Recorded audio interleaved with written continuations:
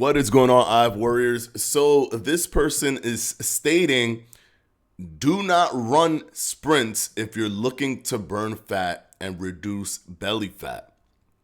Okay, that's very specific. One, you can't, well, I guess overall you could lose belly fat if you continuously burn fat, but you can't spot reduce. So just want to make sure that that distinction is made. Let's take a look at this video and discuss, should you go slowly? For example, should you walk instead of sprint so that you could increase your fat burning or increase fat oxidation and release? Let's take a look at what she actually says. Now, I have it muted, but it's going to say verbally, audibly what's written there. So I'll just say it out loud. So we don't need to hear anything. There's music tied to it, so I'm not trying to get copyright strike here. All right, so let's go ahead and take a look.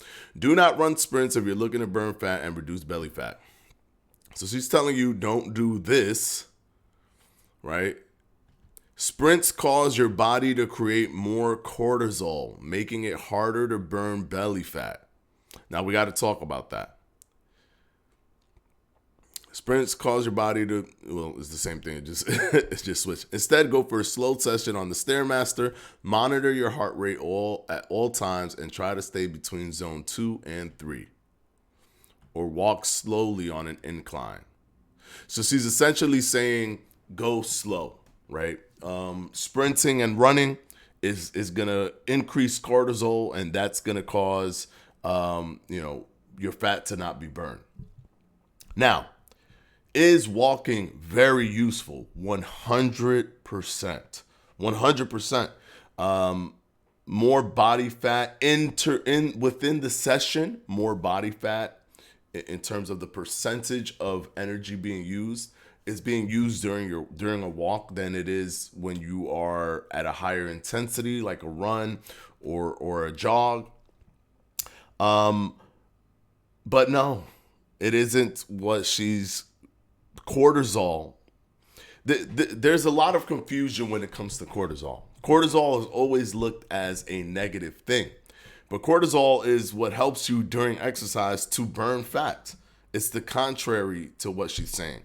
Chronic cortisol increase is a completely different story, and that doesn't come necessarily from exercising. You don't create chronic cortisol increase from exercising. It's from a lot of different stressors that come into play with your diet and all that stuff and your health and even genetics, right? But cortisol while exercising is needed. It helps. It helps with the bloodstream, with the blood flow. It helps to actually burn fat, to help you burn fat. The problem with cortisol you can get with cortisol is that after exercises, it ramps up the hunger and appetite. It ramps up your hunger and appetite for your body, and it actually lowers goal-oriented feelings, right? It lowers your hormones that push goal-oriented feelings. It turns that off, or it reduces it dramatically and increases your appetite. So it tries to make you eat, snack and stuff like that. It's a defense mechanism. It's a way for your body to keep itself alive, right?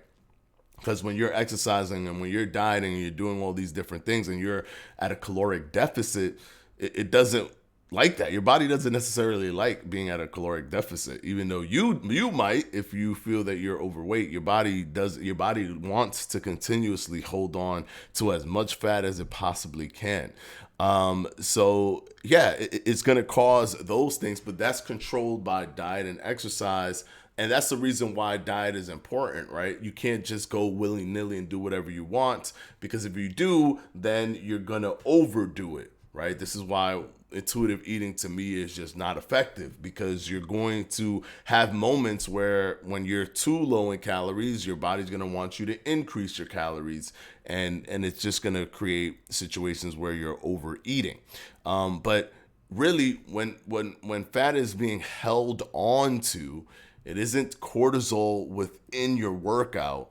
It's cortisol where it's chronic, because you just have poor eating habits, poor diet, and all that stuff. That can be balanced and fixed with good diet and exercise. You have to have exercise. You can't have a lack of cortisol, because that's not going to help, because that's the breakdown hormone. So that helps you actually break down fat. So you can't have a lack of hormone, but you also can't have chronic hormone as well, where it doesn't go away, where it's constant. Chronic cortisol, because where it doesn't go away, because that's constant, and that's not good. Either way, you can't go extreme right and you can't go extreme left when it comes to cortisol. But it is not true that within your workout cortisol is bad and it keeps you from burning fat. No.